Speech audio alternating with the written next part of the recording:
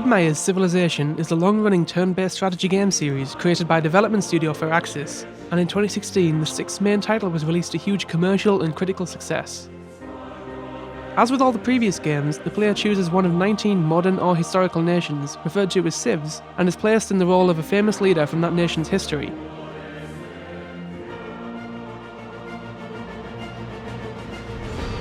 From then on, the player competes against other civs starting from prehistoric times and advancing in technology, culture and exploration all the way up to the modern day.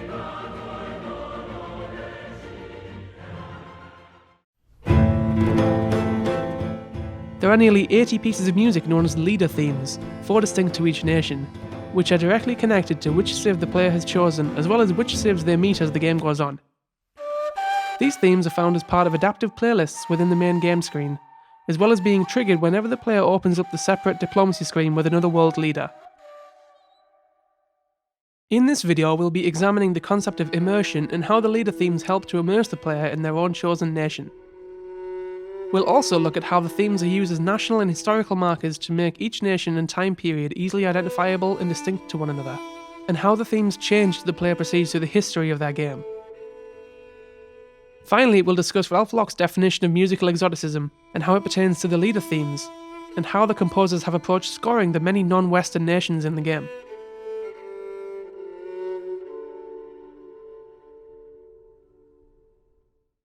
Laura Ermi and Franz Moira defined immersion in games as becoming physically or virtually a part of the experience itself, through the use of visuals, audio, and gameplay.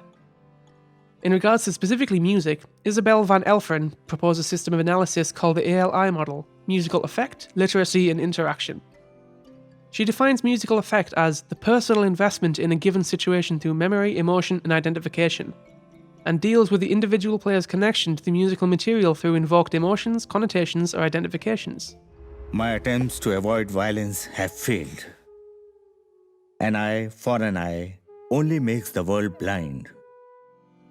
Musical literacy is the social understanding of convention and expectation through repeated exposure to musical media.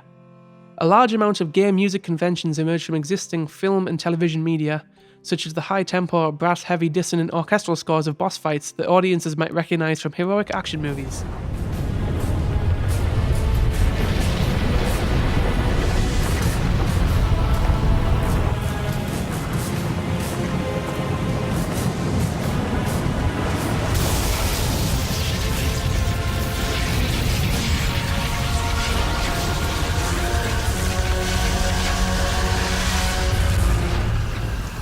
The aspect most unique to video games as a medium, musical interaction, depends entirely on the feedback a player receives from music and vice versa, when the player is given information by music based on an action he's carried out. The music in Civilization VI primarily coincides with the affective and literate aspect of this theory due to turn-based games not offering as many chances for musical interactivity as more fast-paced games. However, besides the clear-cut musical changes when entering the diplomacy screen, the leader themes do appear as background music in the main game periodically, and which variant plays depends on which historical era the player currently finds himself in. It's not just the player's own nation either. Once a foreign civ has been met, the background music will occasionally change to that other nation's theme to remind you of their existence in the world, acting as a musical object without an on-screen source or representation. What Michel Chion refers to as an acus metra. Здравствуйте, я царь Петр. Достойный правитель, подобный вам, должен ценить все самое изысканное. Любите ли вы искусство, подобно мне?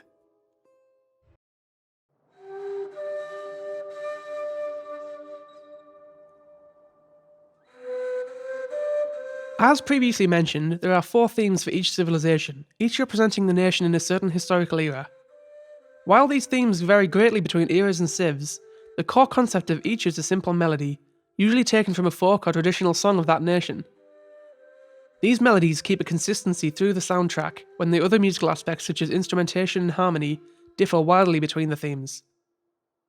The earliest musical era, Ancient, usually consists of a solo instrument playing the bare melody without much accompaniment to reflect the isolated and primitive nature of the early stages of the game.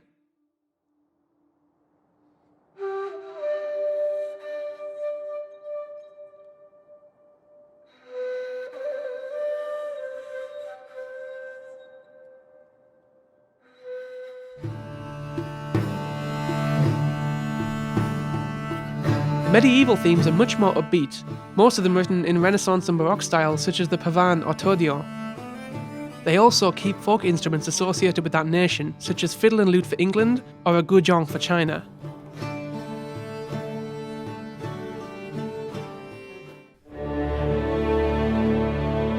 The industrial era themes are arrangements in a romantic and classical style, almost all of them using large orchestras, and this gives the era a much greater sense of power and progress that comes around this period in the game. Though a lot of the folk instruments are replaced by Western instruments, which is a recurring theme we'll discuss later in the video.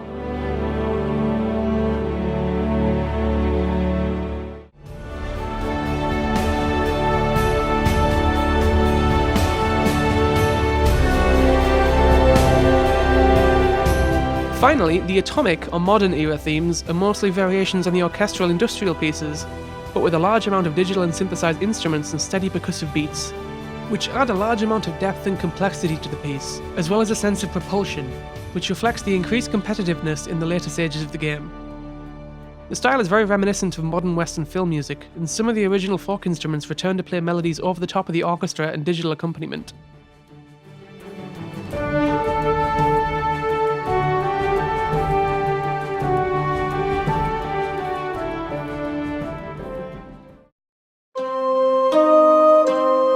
There is an interesting and quite unique challenge that the composers of Civilization games face, creating modern-style music for nations that no longer exist in a sort of alternate history. Rome and Sumeria are two ancient nations that appear in the game, and the base melodies are ancient pieces that have been unearthed by archaeologists, rather than passed down in folk tradition. Kasha maril team ke tu takia hap.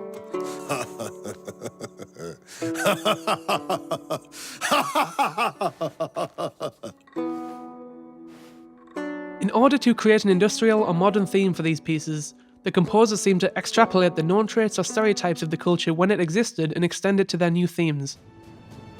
Rome, for example, has a very orderly, militaristic marching pace to all of its themes, using lots of woodwind and plucked strings we known to have been used in the actual Roman Empire, and then these same instruments used to play melodies amidst the electronic percussion and orchestra of the modern style.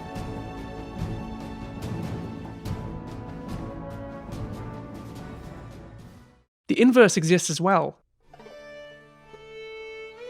While most of the nations in the game were around in some form or another since ancient and medieval times, the United States obviously was not. Instead, here the composers stick to the concept of solo, lowly instruments for the ancient era, and upbeat dance for the medieval, but use fiddle and banjo in a mood reminiscent of the American Civil War, invoking images of the deserted, untamed lands of the Wild West rather than trying to attempt an ancient America musical landscape that may be incomprehensible to the player.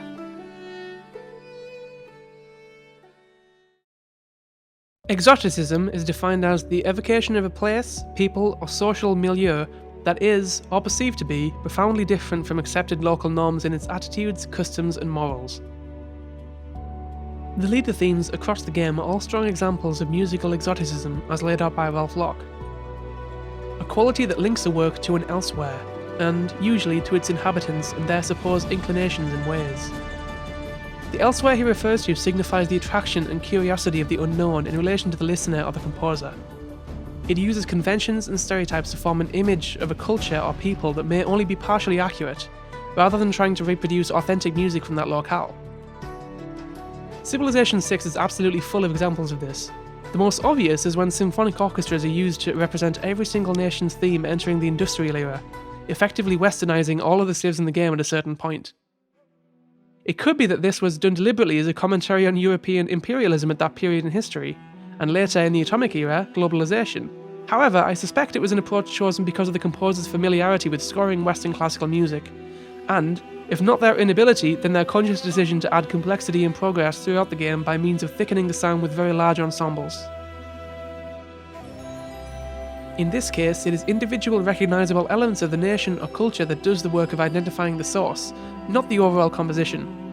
Locke writes about how both exotic and nationalistic pieces isolate melodies, rhythms, and sonorities that are considered typical, or somehow characteristic of the home or distant people, and that are usually also considered somehow pure, simple, and natural.